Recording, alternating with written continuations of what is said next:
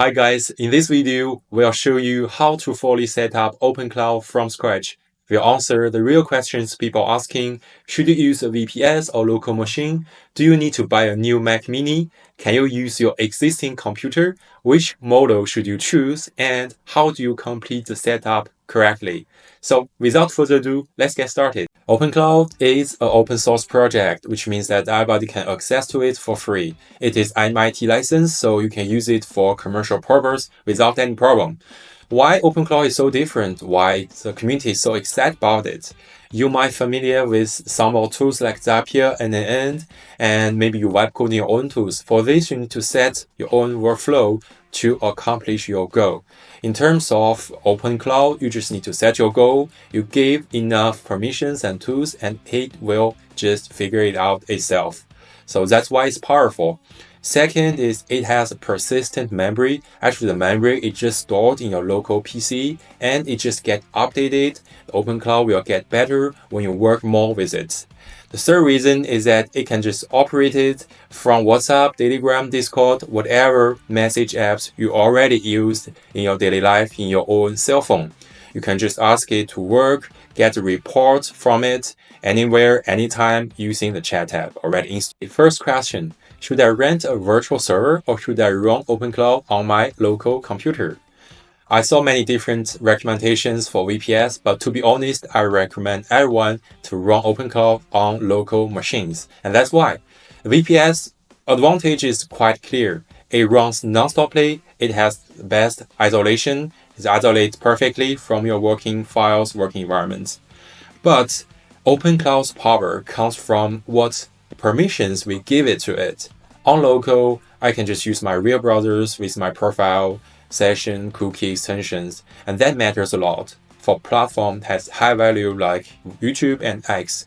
Because being logged in and behaving like a real user is often the difference between it works and it gets blocked. But on a VPS, you really do not have the same browser environment. Using the headless browser, you can easily get blocked, for example, by X. Second point is that in VPS, you really lose the real desktop superpowers. A VPS cannot open your local apps, interact with your local editor setup, handle the local files. You really lose the superpower of OpenClaw if you run it on VPS. Now, the new question is, do I need to buy a Mac mini for OpenClaw? Short answer is no. Unless you are searching for an excuse to buy a new Mac mini for a long time, and this is the best occasion. OpenClaw supports macOS, Linux, Windows, and the best practice is of course separated from your main work computer, but it does not necessary to be a Mac mini.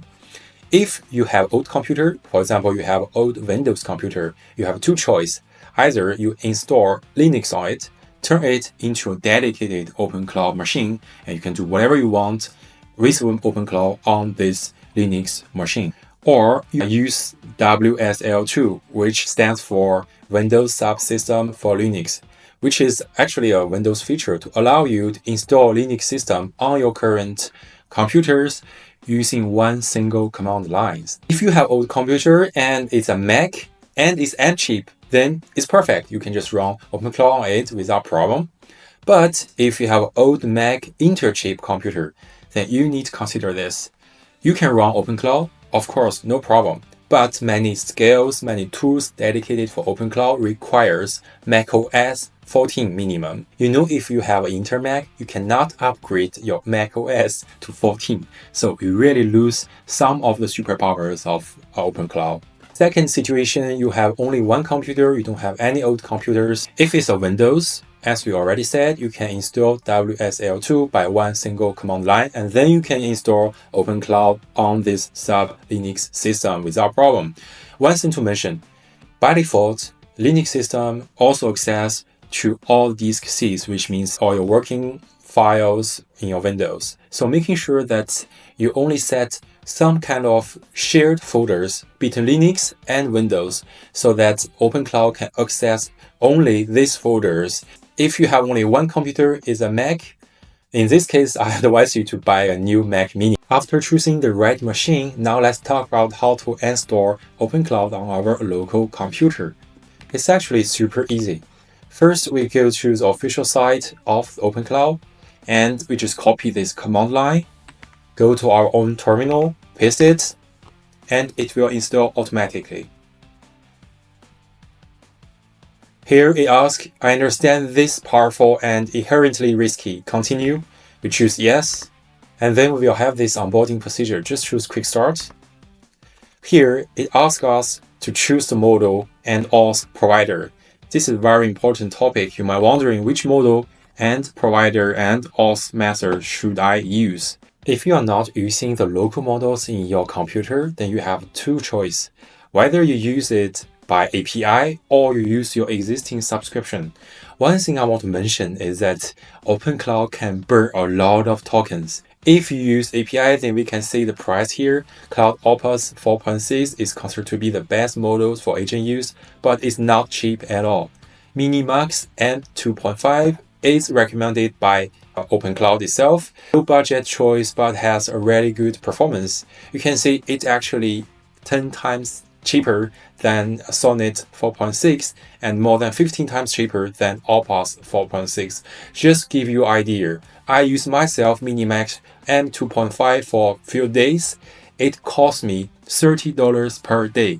So you can imagine if I use Opus 4.6, it will cost me easily $500 per day. So it is not cheap at all to use OpenClaw by API. Then we have second choice. What about using your existing subscription from OpenAI, Anthropic, or Google? You already pay your subscription, right? It is quite safe to use OpenAI subscription for OpenClaw. Actually, the founder of OpenClaw just joined OpenAI.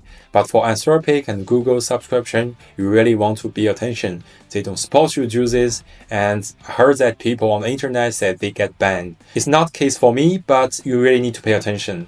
For example, here for the provider, if we choose OpenAI, then we can choose between we log in as the GPT authentication or we just provide the API key. If you choose API, then you need to go to the OpenAI API platform, get your API key and input in the terminal. If you choose OpenAI Codex GPT OAuth, then there will be a pop-up window ask you to log in to your GPT account. Once done, you can go back to the terminal and you can see that we are successfully logged in into our OpenAI subscription. Keep current. As already introduced at the beginning of the video, one of the points that everybody loves about OpenClaw is that it allows us to use our message apps already installed to chat with our AI assistant. Here we can see we have many different choices. Me personally, I use Telegram because it's super easy to set up. And actually, I use Telegram only for the AI and the bot purpose. So here I choose Telegram. Open your Telegram. We just click the contact here. And then we just search bot father. You can see here, click bot father, launch, create a new bot. Then we just create bot. And then we will have this, here will give us our API tokens. We just click copy. Then we go back to the terminal. We just paste the Telegram bot token. Here he asks us if we want to configure the scales now. You can configure and choose the scales you want, or you can just skip for now. You can just configure scales at the scales that you want anytime in the terminal or in the UI that we'll see later. For now, I just skip. It will ask us to set the Google Place API key. Gemini, for now, I just said no. This is for image generation notion and for the audio to test audio. For now, I just said no. I can anytime go back and set it. Do you want to hatch your bot? Hatch in the TUI. TUI means that's a terminal UI. So I just said yes.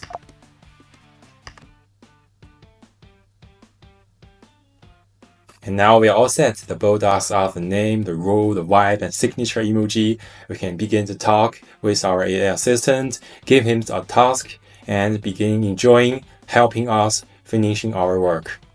If now you talk to your bot, you may find that he said access not configured and he asks you to run this command. For this, you should copy this command. We go to a new terminal, run this command, and it will automatically pairing Telegram with our OpenClaw.